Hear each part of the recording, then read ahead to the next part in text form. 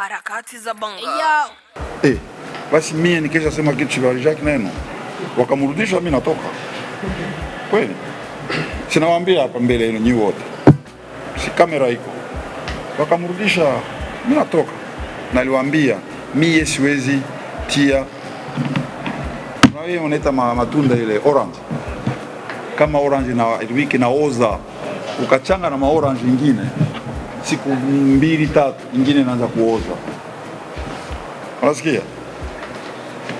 Nile wachezaji tulisikilizana nao, iko sawa vile tunasinya contract na wachezaji. Mwenye anaona kama hawampe pesa yake aache mpira. Wowote mwenye anapenda kuendelea hata hakuna pesa aendelee. Ila mie ukakuya sema anakosa mazoezi sababu akulipe na kufukuza. Naliwaambia vile wakati tunatoka Kenya, au ni nyinyi wote wenyao walipe, mnabakia nyumbani. Mimi sipende mnaribishie timu kila siku wawili wankosa sababu wakawalipa, 3 wanakosa. Tulisikilizana vile. Unasikia? Mwenye anaona kama hawamlipe pesa yake akaacha mazoezi, abaki nyumbani kwake, asikue tena. Mwenye anapenda kuendelea na magumu yetu aendelee. Iko contract. Unasikia? Sasa yeye akafanya vile, wakampa pesa, wengine wote wakati wanampa pesa. Nani alikuwa kuniona kesho yake? Ni nani? Wachezaji wawili, nani na nani? Nani? Na uwanjani Dante Juma wananiita coach mbele ya Afiz, mbele ya Kanavaro. Sasa waangalia, wengine wanapata pesa, sie coach yetu iko wapi? Tokea tulisinya tuyapata. Faisal, Makambu. Unaona Makambu? Sio anawaingizia goli hapa. Tokea alikuja, Faisal alikuwa anakaa kule, hotel alikaa. Bagage yake ile yote. Juzi ndio bagage inatoka. Wanalipa. Tokea alikuyaka mpaka leo kulikuwa deni ya kulipa kule, wakakamata vitu yake. Muliona Bakambo anakosa mazoezi? Alikosa mazoezi. Sasa sababu gani kukosa? Jua alijua, kocha alisema ukakosa mazoezi sababu ya kulomba pesa yako, hawezi tena kunani. Bakia nyumbani kwako, mimi nacheza na wale wenyewe watavumilia. Naliwaambia vile. Haina nani sema wa viongozi wanafanya na kusudi. Hawafai na kusudi, hawana pesa.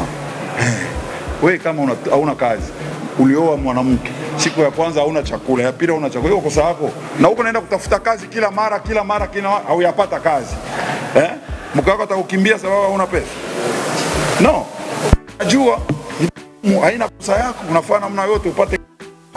Sasa mweye mnaona kama wachezaji wengi wa Tanzania wako na problem kupata pesa yao. Ya kwanza ujiulize sababu gani matimu haina pesa. Okay? Ya pili, sababu gani kufanya ligi kubwa na matimu haina pesa? Unatoka kilometre 1700 unaenda kucheza mpira, unafanya siku 2 njiani na hamna pesa. Unafanya ligi ya vile sababu gani? Umefanya ligi namna nyingine, namna ya playoff, unatia hawa na hawa wiko kipande kimoja, hawa wafanye ligi yao. Hawiko mbalimbali. Hawa mnafanya ligi yao, hawa mnafanya ligi yenu.